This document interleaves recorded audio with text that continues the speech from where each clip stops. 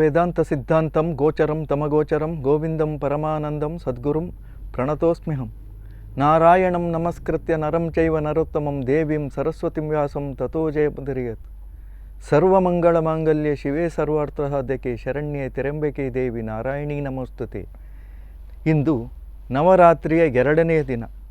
ಬ್ರಹ್ಮಚಾರಿಣಿ ದೇವಿಯನ್ನು ಆರಾಧನೆ ಮಾಡುವಂತಹ ಈ ಸುಸಂದರ್ಭದಲ್ಲಿ ಯಾಕೆ ನಾವು ಆರಾಧನೆಯನ್ನು ಮಾಡಬೇಕು, ಬ್ರಹ್ಮಚಾರಿಣಿ ದೇವಿಯನ್ನು ಆರಾಧನೆ ಮಾಡುವುದರಿಂದ ಏನು ವಿಶೇಷವಾದಂಥ ಫಲಗಳು ಲಭ್ಯವಾಗುತ್ತವೆ ಎಂಬುದನ್ನು ನಾವು ನೋಡುವುದಾದರೆ, ಅದಕ್ಕೂ ಮೊದಲು ದೇವಿಯನ್ನು ಆರಾಧನೆ ಯಾಕೆ ಮಾಡಬೇಕು, ಆಕೆ ಆರಾಧನೆ ಮಾಡುವುದರಿಂದ ಏನು ಪ್ರಯೋಜನ ಅಂದರೆ, ನಾವು ದೇವಿಯನ್ನು ಆರಾಧನೆ ಮಾಡುವ ಮೊದಲು ನಾವು ಭಜನೆ ನಾಮಗಳನ್ನು ಮಾಡುವುದರಿಂದ, ದೇವಿಯನ್ನು ಸ್ತುತಿಸುವುದರಿಂದ, ದೇವಿಯ ಕುರಿತಾದ ಪ್ರವಚನ ಇತ್ಯಾದಿಗಳನ್ನು ಕೇಳುವುದರಿಂದ ನಮಗೆ ಏನು ಪ್ರಯೋಜನ ಎಂಬುದನ್ನು ನೋಡುವುದಿದ್ದರೆ, ಈ ದೇಹ ಅಂತ ಹೇಳುವಂಥದ್ದು ನಾವು ಒಂದು ರೀತಿಯಾಗಿ ಮರ ಅಥವಾ ವೃಕ್ಷ ಅಂತೇಳಿ ತಿಳ್ಕೊಳ್ಳುವ.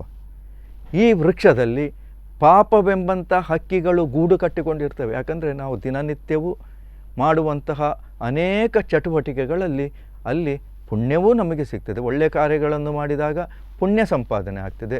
ಕೆಟ್ಟ ಕಾರ್ಯಗಳನ್ನು ಮಾಡಿದಾಗ, ಸುಳ್ಳು ಹೇಳಿದಾಗ, ಅನೃತವನ್ನು ನುಡಿದಾಗ ಇತ್ಯಾದಿಗಳನ್ನೆಲ್ಲ ಮಾಡಿದಾಗ ನಮಗೆ ಅಲ್ಲಿ ಪಾಪ ಅಂತೇಳುವಂಥದ್ದು ಅಂಟಿಕೊಳ್ತದೆ. ಹಾಗಾಗಿ ಈ ದೇಹವೆಂಬಂಥ ವೃಕ್ಷದಲ್ಲಿ ಪಾಪದ ಹಕ್ಕಿಗಳು ಗೂಡು ಕಟ್ಟಿಕೊಂಡು ಇದ್ದಾಗ ಆ ಪಾಪವನ್ನು ಕಳೆದುಕೊಳ್ಬೇಕು. ಒಂದು ವೃಕ್ಷದಲ್ಲಿ ಅನೇಕ ಹಕ್ಕಿಗಳು ಕುಳಿತುಕೊಳ್ತವೆ.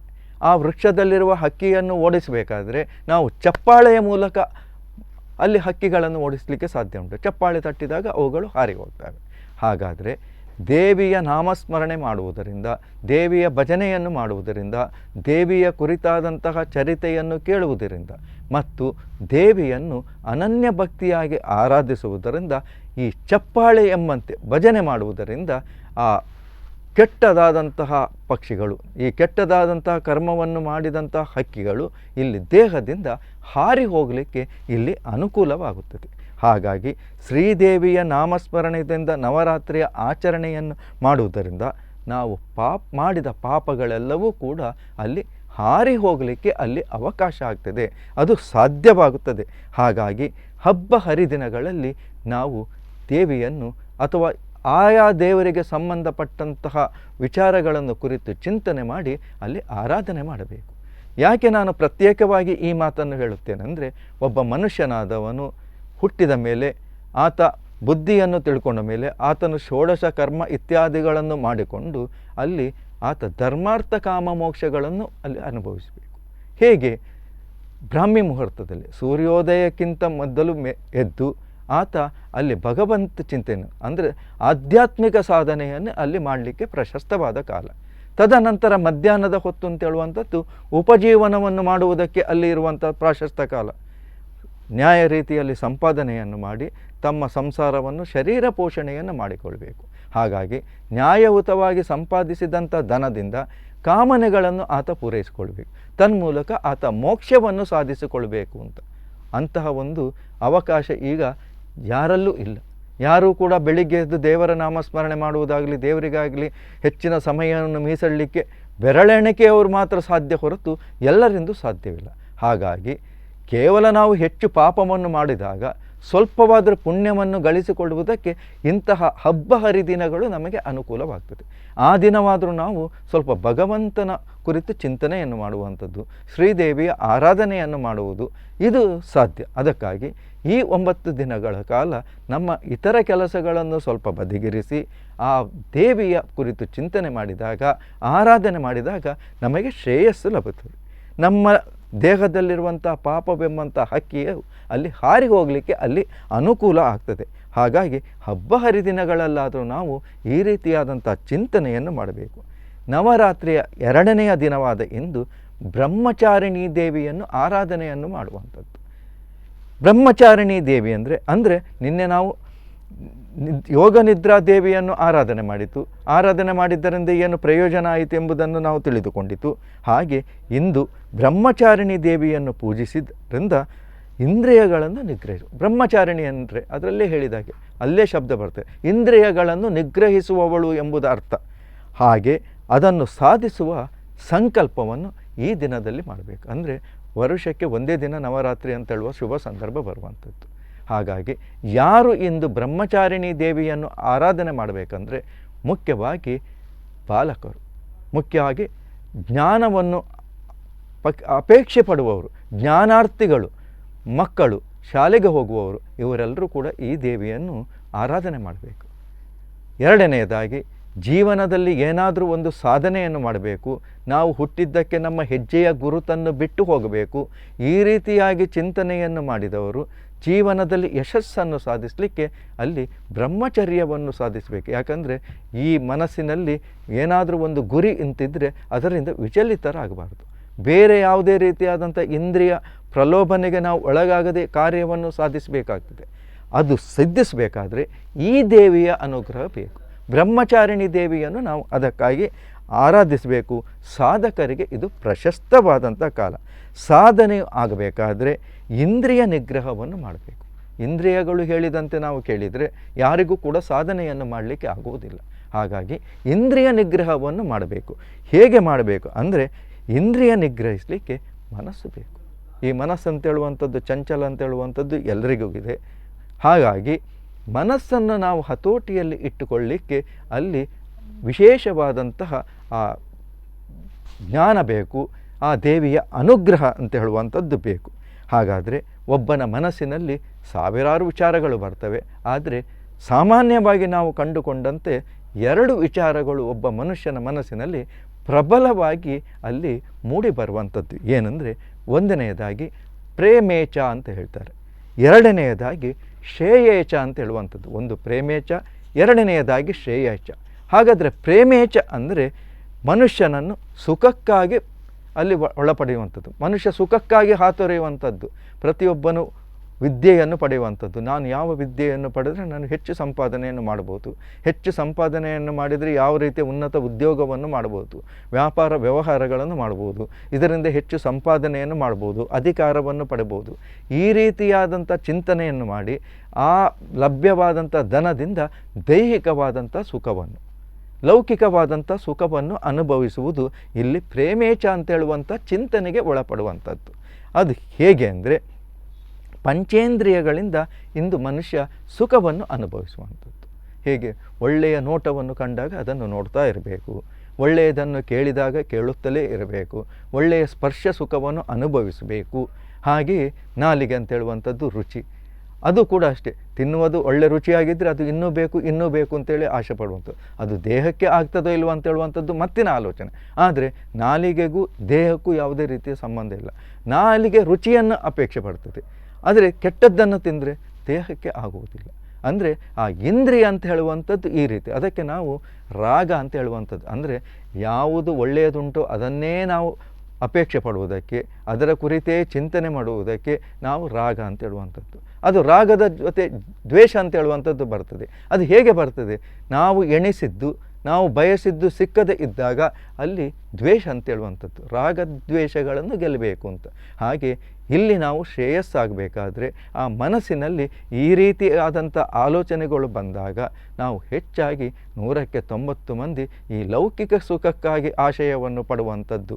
ಇದನ್ನೇ ಪ್ರೇಮೇಚ ಅಂತ ಹೇಳ್ತಾರೆ. ಹಾಗಾಗಿ ಈ ಪ್ರೇಮೇಚದಿಂದಲೂ ಕೂಡ 2 ರೀತಿಯಾದಂಥ ಸುಖವನ್ನು ಪಡುವವರಿದ್ದಾರೆ. ಹೇಗೆ? ಒಂದು ಸಹಜವಾದಂಥ ಸುಖ, ಇನ್ನೊಂದು ವಿಕೃತ ಸುಖ. ಅಂದರೆ ವಿಕೃತಾನಂದವನ್ನು ಪಡುವಂಥದ್ದು. ಅದು ಹೇಗೆಂದು ನೋಡುವುದಿದ್ದರೆ, ಒಂದು ಒಳ್ಳೆಯದಾದಂತಹ ಒಂದು ಪುಷ್ಪ ಇರ್ತದೆ, ಪರಿಮಳಯುಕ್ತವಾಗಿರುತ್ತದೆ. ಅದನ್ನು ನೋಡುವುದಕ್ಕೆ ಕಣ್ಣಿಗೆ ಆನಂದ, ಆಘ್ರಾಣಿಸುವುದಕ್ಕೆ ಮೂಗಿಗೆ ಅದು ಬಹಳಷ್ಟು ಆಪ್ಯಾಯನಮಾನ ಕಾಣ್ತದೆ.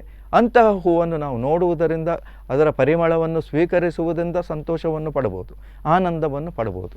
ಇದು ಒಂದನೆಯದಾದ ವರ್ಗ. ಇನ್ನು ಎರಡನೆಯದಾದ ವರ್ಗ ಉಂಟು. ಅದು ಯಾವುದೋ ಒಬ್ಬನ ಕಂಪೌಂಡಿನಲ್ಲೋ ಎಲ್ಲೋ ಇರ್ತದೆ. ಅದನ್ನು ಕಿತ್ತು ಹಿಸುಕಿ ಅದನ್ನು ಕೆಳಕ್ಕೆ ಹಾಕಿ ವಿಕೃತಾನಂದವನ್ನು ಪಡುವಂಥದ್ದು. ಇದು ಎರಡನೆಯದಾದಂಥ ವರ್ಗ. ಒಬ್ಬ ತೋಟದಲ್ಲಿ ಒಳ್ಳೆಯದಾದಂಥ ಹಣ್ಣು ಹಂಪಲುಗಳನ್ನು ಬೆಳೆಸಿರ್ತಾನೆ, ಪಕ್ಕದವನ ತೋಟದಲ್ಲಿ ಆ ರೀತಿಯಾದಂಥ ಹಣ್ಣು ಹಂಪಲುಗಳು ಬೆಳೆಯುವುದಿಲ್ಲ. ಆಗ ಇವನು ಒಳ್ಳೆಯವನಾಗಿದ್ದರೆ ಅವನಲ್ಲಿ ಹೋಗಿ ಕೇಳುವಂಥದ್ದು, ಇದು ಹಣ್ಣು ಹೇಗೆ ಬೆಳೀಲಿಕ್ಕೆ ಸಾಧ್ಯ ಉಂಟು, ಇದರ ರುಚಿ ಇಷ್ಟು ಒಳ್ಳೆಯದು ಬರಲಿಕ್ಕೆ ಏನು ಕಾರಣ ಎಂಬುದನ್ನು ತಿಳಿದಾಗ, ಅವನನ್ನು ಹೊಗಳಿದಾಗ ಅದರಲ್ಲಿದ್ದಂಥ 4 ಹಣ್ಣುಗಳನ್ನು ಈತ ಕಿತ್ತು ಕೊಡ್ತಾನೆ, ಅದನ್ನು ತಿಂದು ಈತ ಸಂತೋಷ ಪಡ್ಬೋದು. ಅದಕ್ಕೆ ವಿರುದ್ಧವಾಗಿ ರಾತ್ರಿ ಮಲಗಿದ್ದಾಗ ಆ ಹಣ್ಣುಗಳನ್ನು ಹಾಳುಗೆಡವಿ ಆ ವಿಕೃತ ಆನಂದವನ್ನು ಪಡುವಂಥದ್ದು, ಇದು ಇನ್ನೊಂದು ರೀತಿಯಾದಂಥ ಆನಂದ ಪಡುವಂಥದ್ದು. ಹಾಗೆ ಇಲ್ಲಿ ನಾವು ಮುಖ್ಯವಾಗಿ ಗಮನಿಸಬೇಕು. ಹಾಗಾದರೆ ಈ ವಿಚಾರಗಳನ್ನು ಕೇಳಿದಾಗ ನಾವು ಇಲ್ಲಿ ಗಮನಿಸಬೇಕಾದಂಥ ಅಂಶ ಏನಂದರೆ, ಇನ್ನೊಬ್ಬರ ಸುಖವನ್ನು ಕದ್ದು ನಾವು ಸುಖ ಪಡಲಿಕ್ಕೆ ಆಗುವುದಿಲ್ಲ. ಯಾಕಂದರೆ ಇನ್ನೊಬ್ಬನ ಅಂಗಿಯನ್ನು ಕದ್ದು ಬಹಿರಂಗವಾಗಿ ನಮಗೆ ಓಡಾಡಲಿಕ್ಕೆ ಭಯವಾಗ್ತದೆ. ಒಬ್ಬ ಒಳ್ಳೆಯದಾದಂಥ ಅಂಗಿ ಹಾಕಿಕೊಂಡು ತಿರುಗುತ್ತಾನೆ, ನೋಡುವವರಿಗೆಲ್ಲರಿಗೂ ಬಹಳ ಸಂತೋಷ ಆಗ್ತದೆ, ಇದು ಎಲ್ಲಿದ್ದಪ್ಪ ಇಷ್ಟು ಒಳ್ಳೆಯ ಅಂಗಿ ಎಲ್ಲಿ ಸಿಕ್ಕಿತ್ತು ನಿನಗೆ ಅಂತ. ಹಾಗಾಗಿ ನಾನೂ ಅದನ್ನು ಹಾಕಿಕೊಂಡು ಓಡಾಡಿ ಸಂತೋಷ ಪಡಬೇಕು ಅಂತೇಳಿ ಅವನಿಗೆ ಇಟ್ಟಲ್ಲಿ ನಾವು ಅದನ್ನು ಕದ್ದುಕೊಂಡು ಹಾಕಿ ತಿರುಗಲಿಕ್ಕೆ ಆಗುವುದಿಲ್ಲ. ಯಾಕಂದರೆ ಎಲ್ರಿಗೂ ಗೊತ್ತಾಗ್ತದೆ ಇದು ಅವನದ್ದು ಕದ್ದದ್ದು ಅಂತ. ಹಾಗಾಗಿ ಇನ್ನೊಬ್ಬನ ಸುಖವನ್ನು ಕದ್ದು ನಮಗೆ ಬದುಕಲಿಕ್ಕೆ ಸಾಧ್ಯವಾಗುವುದಿಲ್ಲ. ಹಾಗೆ ನಮ್ಮ ಅಂಗಿಯನ್ನು ಹಾಕಿಕೊಂಡು ಸುಖಪಟ್ಟಂತೆ ಇನ್ನೊಬ್ಬರ ಅಂಗಿಯನ್ನು ಹಾಕಿಕೊಂಡು ಸುಖಪಡ್ಡಿ, ಇದೊಂದು ಬಹಿರಂಗ ಸತ್ಯವಾದ್ದು. ಹಾಗಾಗಿ ಆಗುವುದಿಲ್ಲ. ಅದು ಏನೇ ಇದ್ದರೂ ಹಾವನ್ನು ಹೆಗಲಿಗೆ ಹಾಕಿಕೊಂಡ ಹಾಗೆ, ನಾವು ಇನ್ನೊಬ್ಬರನ್ನು ಕದ್ದದ್ದನ್ನು ಉಪಯೋಗ ಮಾಡುವುದಂದರೆ ಅದು ಹಾವನ್ನು ಹೆಗಲಿಗೆ ಹಾಕಿದ ಹಾಗೆ. ಆ ಹಾವು ನಮ್ಮನ್ನು ಯಾವಾಗ ಕಚ್ಚುತ್ತದೆ, ಯಾವಾಗ ಸಾಯಿಸ್ತದೆ ಅಂತ ಹೇಳಲಿಕ್ಕೆ ಆಗುವುದಿಲ್ಲ. ಹಾಕಿಕೊಂಡು ಅದು ಕಚ್ಚದೇ ಇರುವವರೆಗೆ ನಮಗೆ ಒಳ್ಳೆಯದು. ಅದೇ ರೀತಿ ಈ ಕದ್ದದ್ದು ವಿಕೃತವಾದಂಥ ಆನಂದ ಪಡುವಂಥದ್ದು ಎಲ್ಲವೂ ಕೂಡ ಅಶಾಶ್ವತವಾದಂಥ ಸುಖವಾಗ್ತದೆ, ವಿಕೃತ ಸುಖವಾಗ್ತದೆ, ಪಾಪವುಳ್ಳದ್ದಾಗಿರ್ತದೆ. ಇದನ್ನು ನಾವು ಗಮನಿಸಬೇಕು. ಹಾಗಾಗಿ ಇನ್ನೊಂದು ರೀತಿಯಾದಂಥ ಸುಖವನ್ನು ಪಡುವವರಿದ್ದಾರೆ. ಹೇಗೆಂದರೆ, ಒಬ್ಬ ಮಹಾ ಜುಪಣನಿದ್ದ, ಒಬ್ಬರಿಗೆ ಒಂದು ನಯಾ ಪೈಸೆ ಕೊಟ್ಟವನಿಲ್ಲ, ತಾನು ಅದನ್ನು ಅನುಭವಿಸಿದವನಲ್ಲ, ಆದರೂ ಅಗರ್ಭ ಶ್ರೀಮಂತನಾಗಿದ್ದ. ಆದರೆ ಆ ಅಗರ್ಭ ಶ್ರೀಮಂತನಲ್ಲಿ ಹಣ ಇದೆ, ಬಂಗಾರ ಇದೆ, ಎಲ್ಲವೂ ಇದೆ. ಆದರೆ ಅದನ್ನು ಏನು ಮಾಡಿದ್ದಾನೆ? ತನ್ನ ನೆಲಮಾಳಿಗೆಯಲ್ಲಿ ಆತ ಬಚ್ಚಿಟ್ಟಿದ್ದಾನೆ. ತಾನೂ ಅನುಭವಿಸಲಿಲ್ಲ, ಹೆಂಡತಿ ಮಕ್ಕಳಿಗೂ ಆತ ಕೊಟ್ಟದ್ದಿಲ್ಲ, ಯಾರಿಗೂ ಉಪಯೋಗ ಮಾಡಿ ಒಂದು ಕೈ ಎತ್ತಿ ದಾನವನ್ನು ಮಾಡಿದ್ದಿಲ್ಲ. ಯಾಕಂದರೆ ಅದಾದರೂ ಒಂದು ಪುಣ್ಯ ಬರ್ತದೋ ಅಂತ, ಅದೂ ಮಾಡಿದ್ದಿಲ್ಲ. ಹಾಗಾದರೆ ಅವನು ಯಾಕೆ ಅಷ್ಟು ಸಂಪಾದನೆ ಮಾಡಿದ? ಯಾಕೆ ಅಷ್ಟು ಕಷ್ಟಪಟ್ಟು ದುಡಿತಾ ಇದ್ದಾನೆ?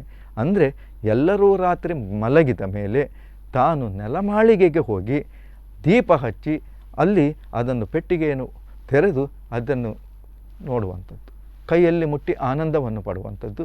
ಆಗ ಅವನಿಗೆ ಸಂತೋಷದ ಆ ಪರಮಾನಂದ, ಸಂತೋಷದ ಉತ್ತುಂಗ ಸ್ಥಿತಿಯಲ್ಲಿ ಆತ ತಲುಪಿರ್ತಾನೆ, ಖಾಲಿ ನೋಡುವುದರಿಂದ, ಮುಟ್ಟುವುದರಿಂದ. ಆದರೆ ಯಾರಿಗೂ ಅದನ್ನು ತೋರಿಸುತ್ತಲೂ ಇರಲಿಲ್ಲ, ಇನ್ನೊಬ್ಬರಿಗೆ ಆತ ಕೊಡುತ್ತಲೂ ಇರಲಿಲ್ಲ. ಹೀಗೆ ಇರುವಾಗ ಒಂದು ದಿನ ಅವನ ಮನೆಗೆ ಒಬ್ಬ ಸನ್ಯಾಸಿ ಬರ್ತಾನಂತೆ. ಆತನನ್ನು ಪರಿವ್ರಾಜಕ ಅಂತ ಹೇಳ್ತಾರೆ. ಪರಿವ್ರಾಜಕ ಅಂತೇಳಿದರೆ ನಿತ್ತಲ್ಲಿ ನಿಲ್ಲುವುದಲ್ಲ, ಸಂಜೆಯಾಗುತ್ತಲೇ ಅವರು ಎಲ್ಲಿ ಇರ್ತಾರೋ ಆ ರಾತ್ರಿ ಅಲ್ಲೇ ಇದ್ದು ಕಳೆಯುವಂಥದ್ದು. ಹಾಗೆ ಒಬ್ಬ ಸನ್ಯಾಸಿ ಪರಿವ್ರಾಜಕ ಇವನ ಮನೆಗೆ ಬಂದಾಗ ಇವನಲ್ಲಿ ಕೇಳಿಕೊಳ್ತಾನಂತೆ, ಇವತ್ತೊಂದು ರಾತ್ರಿ ನಾನು ಉಳಿದಿದ್ದು ನಾಳೆ ಬೆಳಿಗ್ಗೆ ಹೋಗ್ತೇನೆ, ನಾನಂತೂ ಊಟ ಅಂತೂ ಮಾಡುವವನಲ್ಲ, ರಾತ್ರಿ ನಾನು ಊಟ ಮಾಡುವುದಿಲ್ಲ, ನಿನಗೆ ಆ ಖರ್ಚು ವೆಚ್ಚಗಳು ಯಾವುದೂ ಇಲ್ಲ, ನನಗೆ ಮಲಗಲಿಕ್ಕೆ ಒಂದು ನೀನು ಜಾಗ ತೋರಿಸಿದರೆ ಸಾಕು ಅಂತ. ಹೇಗೂ ಖರ್ಚಿಲ್ಲ ತಾನೆ, ಸನ್ಯಾಸಿ ತಾನೆ, ಏನು ತೊಂದರೆ ಇಲ್ಲ ಅಂತ ಹೇಳಿ ಅವನನ್ನು ಮನೆಯಲ್ಲಿ ಒಂದು ಮೂಲೆಯಲ್ಲಿ ಅವನಿಗೊಂದು ಜಾಗ ಕೊಟ್ಟು ಮಲಗಲಿಕ್ಕೆ ಅನುಮತಿಯನ್ನು ಕೊಡ್ತಾನಂತೆ. ಹೀಗೆ ರಾತ್ರಿ ಹೊತ್ತಿನಲ್ಲಿ ಎಲ್ಲರೂ ಮಲಗಿದನಂತೆ. ಇವನ ನಿತ್ಯದ ಪರಿಪಾಠದಂತೆ ರಾತ್ರಿ ಆತ ಮೊಂಬತ್ತಿಯನ್ನು ಹಿಡಿದುಕೊಂಡು ನೆಲಮಾಳಿಗೆ ಹೋಗ್ತಾನೆ.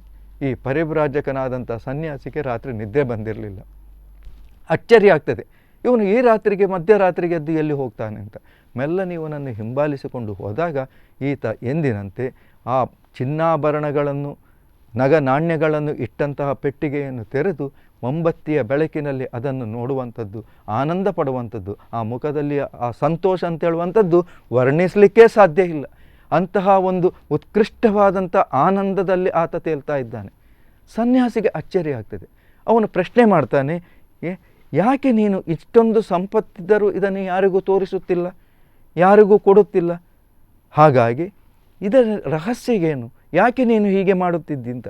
ಅದಕ್ಕೆ ಅವನು ಕೊಟ್ಟಂತಹ ಉತ್ತರ ಹೀಗಿತ್ತು, ನಾನು ದುಡಿದು ಕಳಿಸಿದ್ದು ನನ್ನ ಸುಖಕ್ಕೆ, ನಾನು ಇಷ್ಟೆಲ್ಲ ಸಂಪಾದನೆ ಮಾಡಿದ್ದು ಅದು ನನ್ನ ಸುಖಕ್ಕಾಗಿ.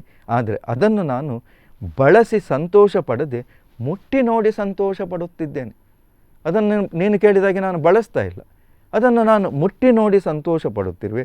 ನನಗೆ ಈ ಸುಖವೇ ಬೇಕು, ಅದಕ್ಕೆ ಹೀಗೆ ನಾನು ಕಷ್ಟಪಟ್ಟು ಸಂಪಾದಿಸುತ್ತೇನೆ. ದಿನದಿಂದ ಬೆಳಿಗ್ಗೆಯಿಂದ ರಾತ್ರಿವರೆಗೂ ಕಷ್ಟಪಟ್ಟು ದುಡಿಯುವಂಥದ್ದು. ಒಂದು ಬಟ್ಟೆ ಕೂಡ ಅದು ಯಾವುದೇ ರೀತಿಯಾದಂಥ ಒಳ್ಳೆಯ ಸ್ಥಿತಿಯಲ್ಲಿಲ್ಲ, ಎಲ್ಲವೂ ಹರಕು ಮುರುಕಲಾದಂಥ ಬಟ್ಟೆಯನ್ನೇ ಹಾಕಿಕೊಳ್ಳುವಂಥದ್ದು, ಹೊಟ್ಟೆ ತುಂಬ ಊಟ ಮಾಡುವಂಥದ್ದಿಲ್ಲ, ಹೆಂಡತಿ ಮಕ್ಕಳನ್ನು ಆತ ಚೆನ್ನಾಗಿ ಇಟ್ಟದ್ದಿಲ್ಲ. ಆದರೆ ಆ ಮಧ್ಯರಾತ್ರಿ ಆಯಿತು ಅಂತಾದರೆ ಆ ಒಂದು ಕ್ಷಣ ಒಂದಲ್ಲಿ ಆತ ಪರಮಾನಂದದ ಸ್ಥಿತಿಯನ್ನು ತಲುಪುವಂಥದ್ದು, ಪರಮ ಸುಖವನ್ನು ಅನುಭವಿಸುವಂಥದ್ದು.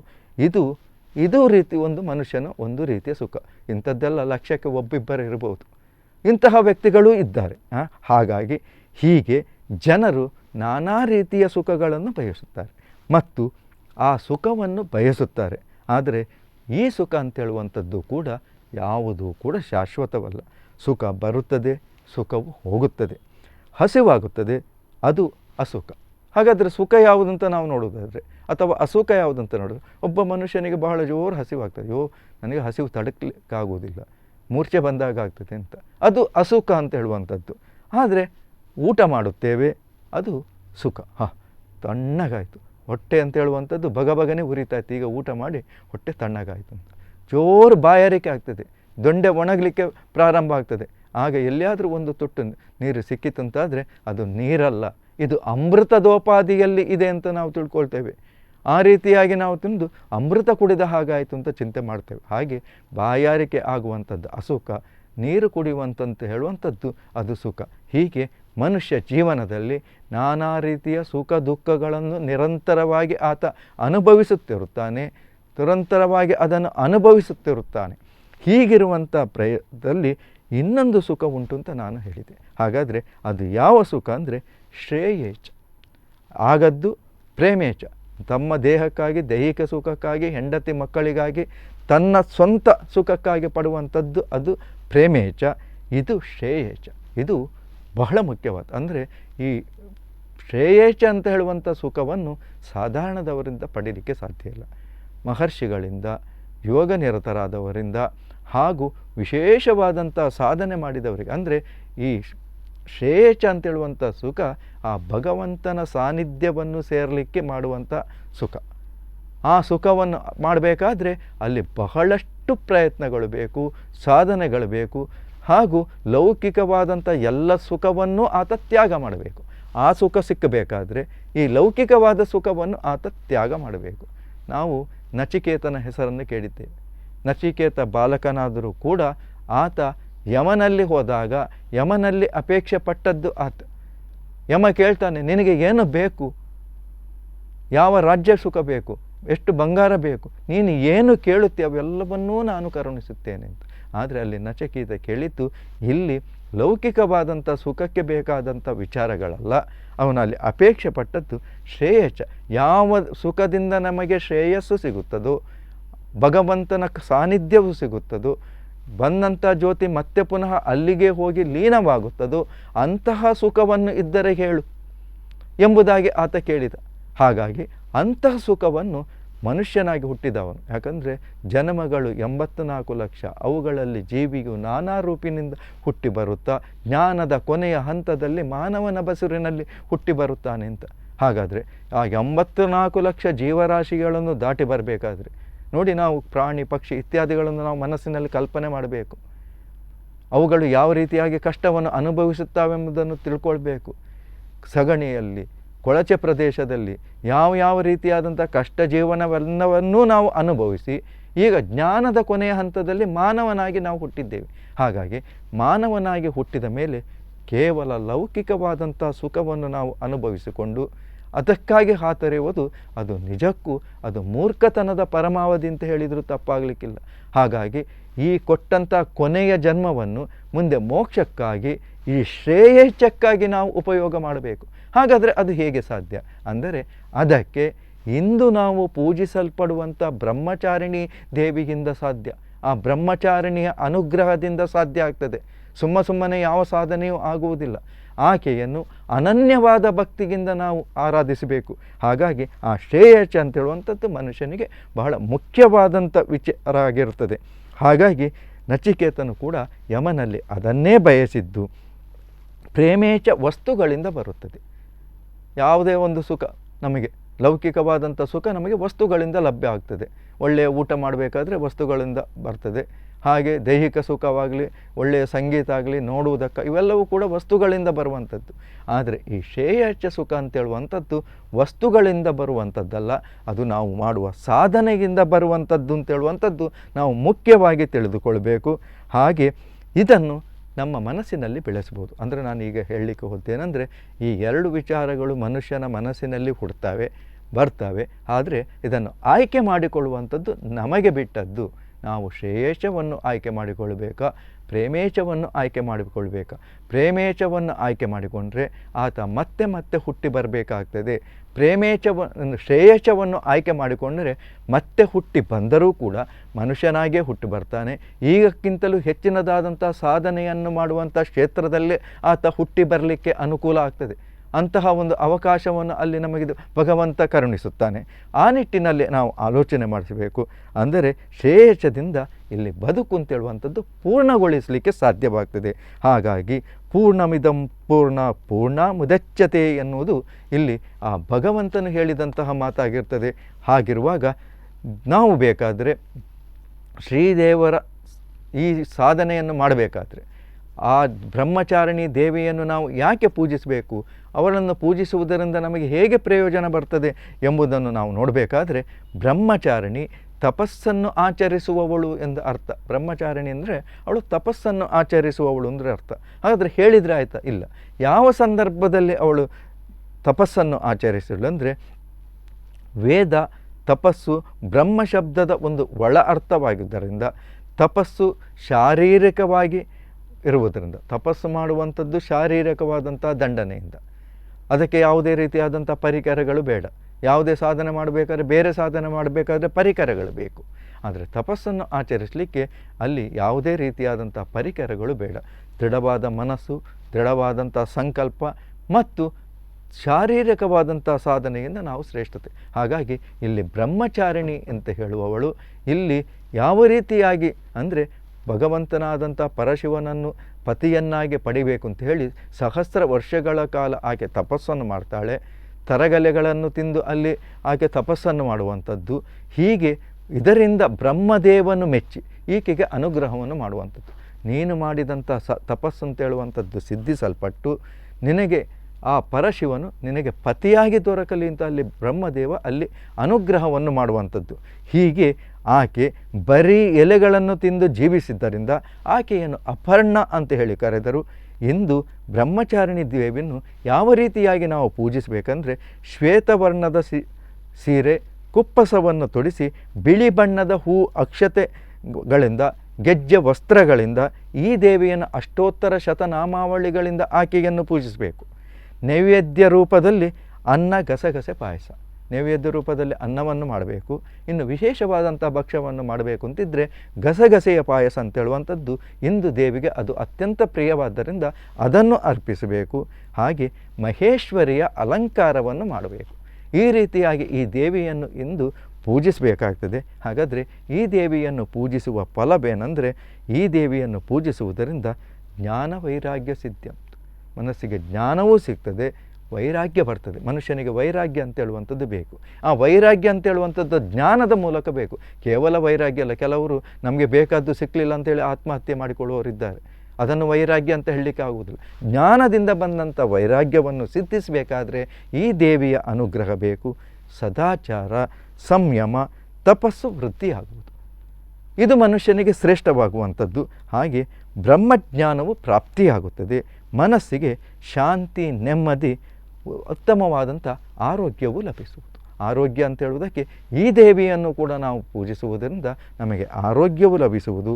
ಯಾ ದೇವಿ ಸರ್ವಭೂತೇಷು ಶಕ್ತಿರೂಪೇಣ ಸಂಸ್ಥಿತ ನಮಸ್ತಸ್ಯೈ ನಮಸ್ತಸ್ಯೈ ನಮಸ್ತಸ್ಯೈ ನಮೋ ನಮಃ ಎಂಬುದಾಗಿ 12 ಬಾರಿ ನಾವು ಶ್ರದ್ಧಾ ಭಕ್ತಿಯಿಂದ ಹೇಳಿ ಈ ಪೂಜಿಸಿದಾಗ ನಮ್ಮ ಎಲ್ಲ ಮನಸ್ಸಿನ ಕಾಮನೆಗಳು ಈಡೇರಿ ನಾವು ಆ ದೇವಿಯ ಸಂಪೂರ್ಣವಾದಂಥ ಅನುಗ್ರಹಕ್ಕೆ ಇಲ್ಲಿ ಪಾತ್ರರಾಗಬಹುದು ಅಂತ ತಿಳಿಸುತ್ತಾ ಇಂದಿನ ಈ ಪ್ರವಚನವನ್ನು ದೇವಿಯ ಚರಣ ಕಮಲಗಳಿಗೆ ನಾನು ಸಮರ್ಪಿಸುತ್ತಿದ್ದೇನೆ. ಓಂ ತತ್ಸತ್.